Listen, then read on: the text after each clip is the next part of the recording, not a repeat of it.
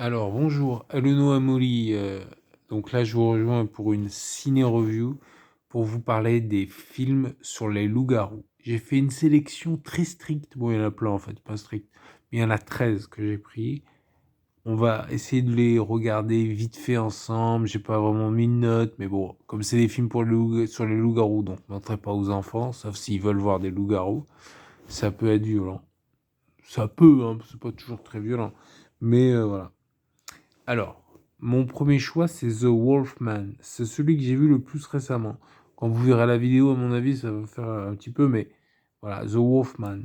Donc, 1941. Réalisateur George Wagner. Et en fait, les acteurs, il y a Lon Chaney Jr.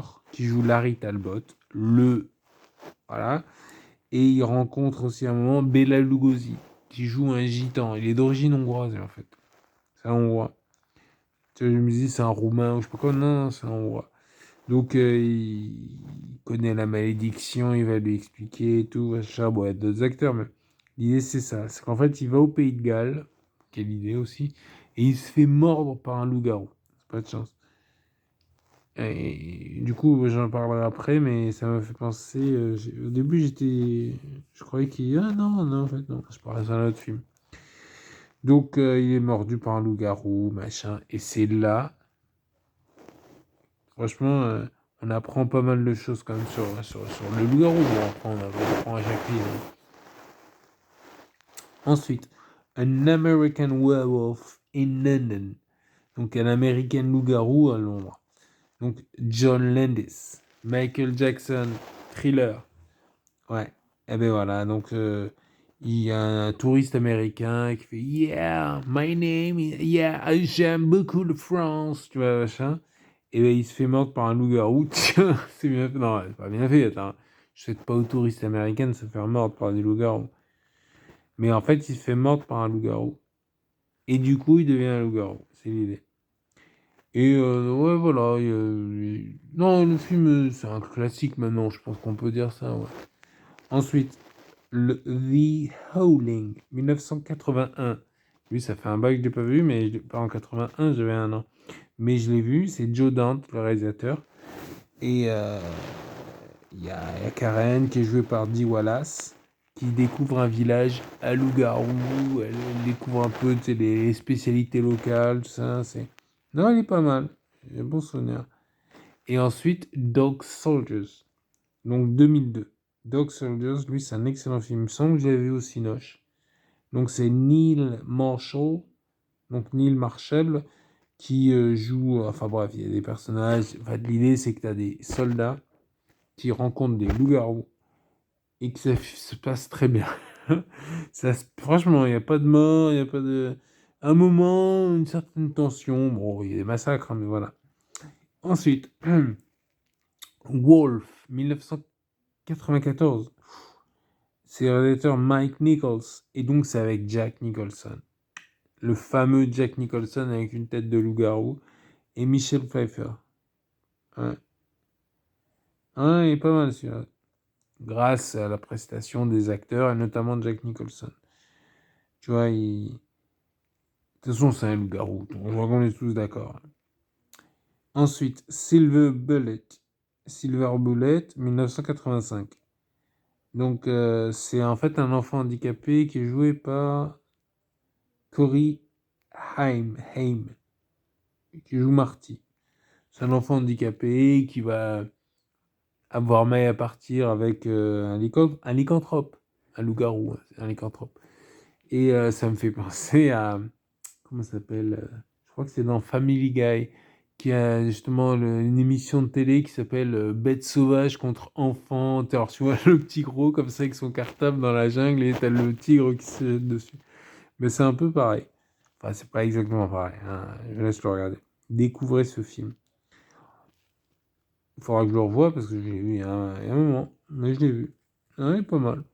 Ensuite, Frankenstein Meet the Wolf. Donc, Frankenstein rencontre le loup. Donc, c'est réalisateur Roy William Neill et acteur. Donc, il y a Lon Chaney Jr. qui joue le loup-garou de Wolfman. Et donc, et là, il y a, enfin, c'est pas exactement, oui, hein, je comprends, mais dans l'idée. Et il rencontre Bela Lugosi, qui là joue la créature de Frankenstein. Il est pas mal celui-là, j'ai un bon souvenir. Après, il fait un peu kitsch, hein, mais il est bien. Ensuite, alors en 8, The Company of Wolves, 1984. Réalisateur, c'est Neil Jordan.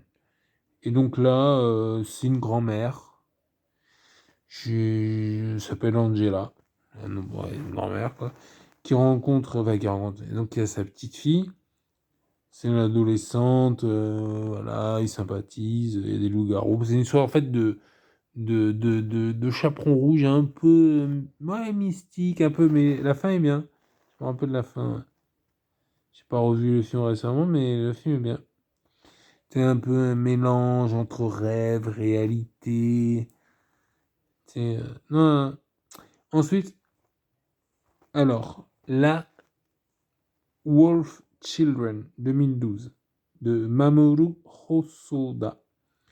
Donc là, l'idée, c'est que tu as une femme japonaise qui tombe amoureuse d'un homme loup qui, enfin, voilà, ils vont concevoir deux enfants, Yuki et Ame. Elle va devoir les élever seule suite à, enfin, je vais pas spoiler, mais bon, voilà. Il- voilà, voilà. Mais le film est pas fou, mais il est japonais, donc ça vaut le coup d'œil. Ensuite, Underworld. Alors, Underworld, ses réalisateurs, c'est Len Wiseman, mais on est tous d'accord. Le principal point d'intérêt du film, c'est Kate Beckinsale, qui joue Selene. Selene. Qui joue, j'allais dire la bonasse, mais voilà. Donc, c'est une vampire chasseresse de licans, loup-garou. Et tu vois, toujours la même question. Alors, loup-garou ou vampire? Tu vois, genre, tu sais, quand tu joues à vampire, quand tu joues à un genre de truc et tout. Voilà. Ben voilà, le film il est basé sur ça. C'est la guéguerre contre vampire et loup-garou. Il y a plusieurs films, je crois qu'il y en a 5, qui sont pas tous avec Kate Beckinsale. J'ai vu. Je suis allé jusqu'à Rise of the Lycans, je crois que ça s'appelle un truc comme ça. C'est pas fou, mais il y a Kate Beckinsale. Donc voilà. C'est. Mais franchement, vous voyez le premier. Voilà, le premier, il vaut le coup d'œil, je pense. Ensuite, en 11, Van Helsing. Van Helsing, réalisateur Stephen Sommers. Acteur principal, bah, il y a Hugh Jackman. Et il y a. Qui joue une sorte de chasseur qui jouait combat Dracula, les loups-garous, voilà. Et il y a Kate Beckinsale qui joue Anna, une femme déterminée, voilà. Et elle combat aux côtés de Van Helsing, Dracula. Et il y a les femmes de Dracula, parce que bon, Kate Beckinsale, ok, mais il y a les femmes de Dracula. Alors laquelle est votre préférée? Moi j'ai une petite préférence parce qu'en fait t'as une du milieu, moi j'aime bien celle du milieu je crois. Ouais. Parce qu'en fait t'as Alira, c'est pas la plus... Oh elle est pas mal, attention, c'est pas la plus vieille. T'as Sylvia, enfin bref, t'as Verona, t'as Marischka et t'as Alira. Ouais, moi je pense que c'est Alira, ma préférée. Mais bon, après voilà. Tant qu'elle te suce, le sang vient. Attention, hein. C'est des vampires. Hein. Ça me fait penser à. Oui, il s'appelle ce film là, Francis Ford Coppola. Tu sais, quand Keanu Reeves il rencontre les vampires, quoi. Ouais. Donc, blablabla, ouais. Le 12, le pacte des loups. Alors, je vous invite à regarder, je mettrai en description ma vidéo sur le film. Donc, c'est Christophe Gans, c'est Samuel Le Bihan, il y en a plein, et Marc Dacascos, il y en a encore plus. Mais c'est un bon film, même si les effets spéciaux sont un peu kitsch, mais ça reste un bon film. Voilà. Et ensuite, en 13, Werewolf of London, 1935. Donc, le loup-garou de Londres, réalisateur Stuart Walker. Et là, le mec, il se fait mordre au Tibet. Voilà, c'est pour ça. Et il fait du kung-fu, voilà, il est mordu et il revient à Londres et il bouffe les gens, quoi. Voilà, c'est un classique maintenant. Allez, sur ce, abonnez-vous, likez, partagez, mettez des commentaires. Bye bye.